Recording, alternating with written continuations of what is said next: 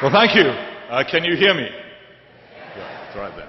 And good evening, or assalamu alaikum, as they say in Detroit.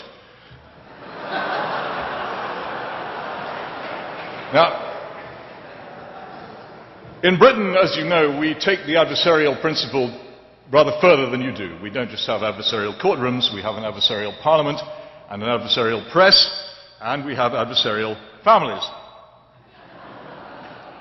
And I know I'm going to be asked all kinds of foolish questions about whether we got on and what our childhood was like. I would say that it had its ups and downs. My father at one point forced us, in a scenario similar to that at Dayton, Ohio, to sign a peace treaty, which I later repudiated by breaking the frame open and tearing it to shreds.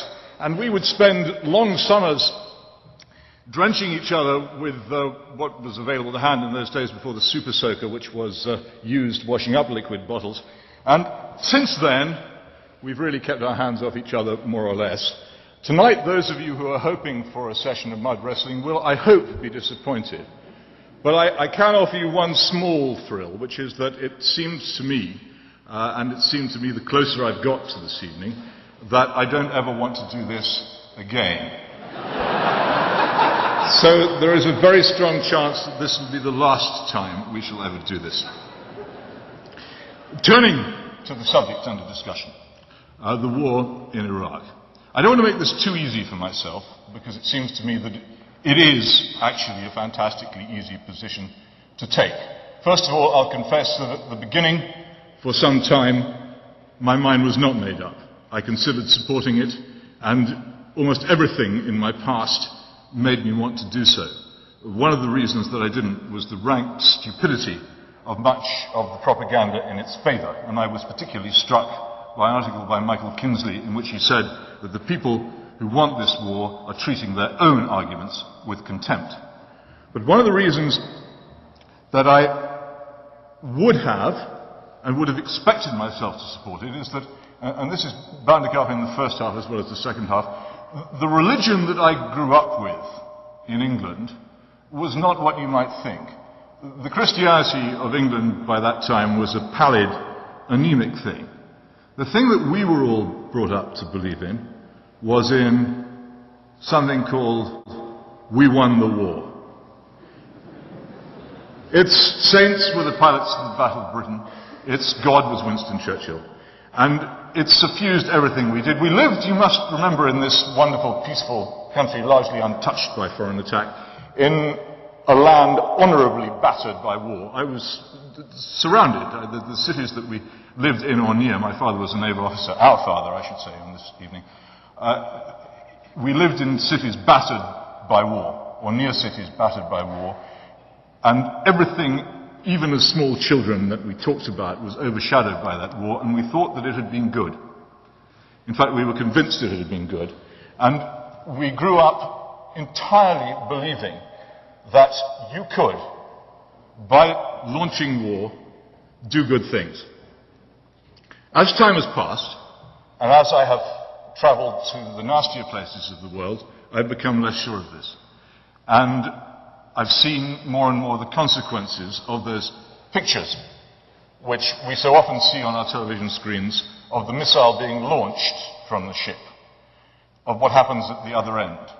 And I've seen also, on a particular and terrifying occasion in Somalia, the arrival of the US Marines intent on rescuing a country in desperate straits, and the subsequent failure despite the enormous good intentions of everybody involved. But there was something else about the Iraq War that I didn't like.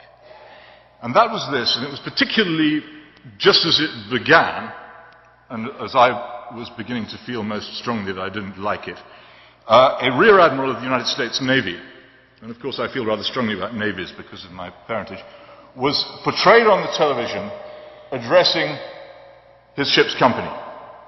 This was not a stirring or poetic oration. It concluded with the words, "It's hammer time," and this was succeeded by a playing of a song called "We Will Rock You." Well, yes, it is quite funny, except that what they then did was to launch missiles which headed towards a country where they would land, inevitably in some cases, on places where entirely innocent people were living.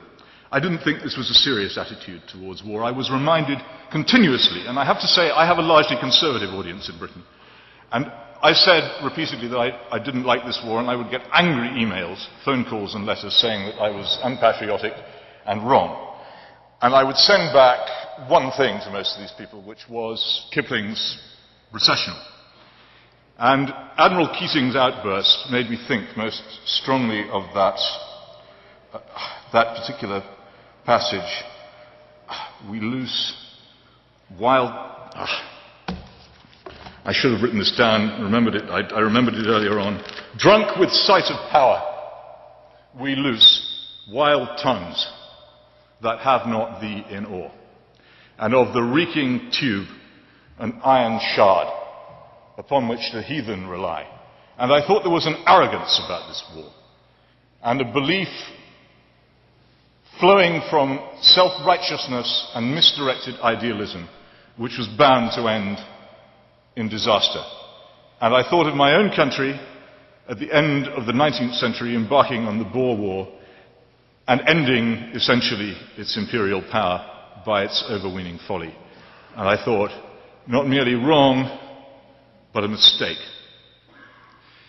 And nothing, absolutely nothing which has happened since, and I have been to Iraq twice since that war took place, has convinced me in any way that I was wrong. This was an idealist war. It was an idealist war supported by idealists for the best of reasons. And it fulfilled my belief that there is nothing in this world more terrifying than somebody who thinks he is right.